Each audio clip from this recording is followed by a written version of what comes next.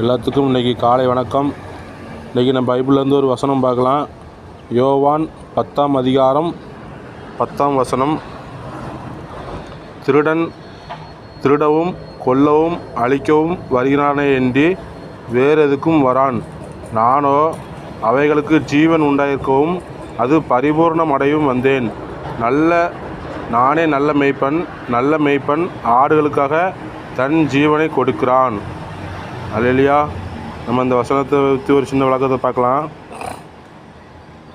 ஒருத்தன் ஆடு மேய்க்கிறான்னா அவன் சொந்த ஆட்டை மேய்ச்சாம்னா அவனுக்கு ஆடு மேலே பாசம் இருக்கும். ஆனால் அவன் ஒரு கூலிக்கு வேலை பார்த்தாம்னா அவன் அந்த ஆட்டு மேலே பாசம் இருக்குமான்னு தெரியாது. ஏதாவது சின்ன பிரச்சனைனா விட்டுட்டு ஓடிடுவான்.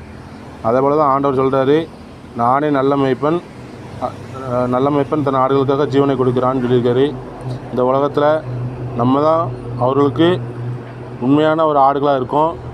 அவருக்கு நம்ம தான் உண்மையான ஆடுகளாக இருக்கிறோம். அதனால் மக்களே, இயேசு கிறிஸ்து விசுவாசிங்க. அவர் நமக்காக உயிரை கொடுத்துருக்கிறாரு. 3ஆம் நாள் உயிரோடு எழுந்திருக்கிறாரு. மீண்டும் வரப்போகிறாரு.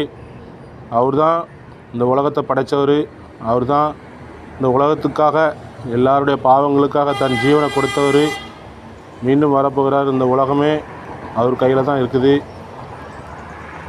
எல்லோரும் பைபிள் படிங்க, இயேசு கிறிஸ்து விசுவாசிங்க.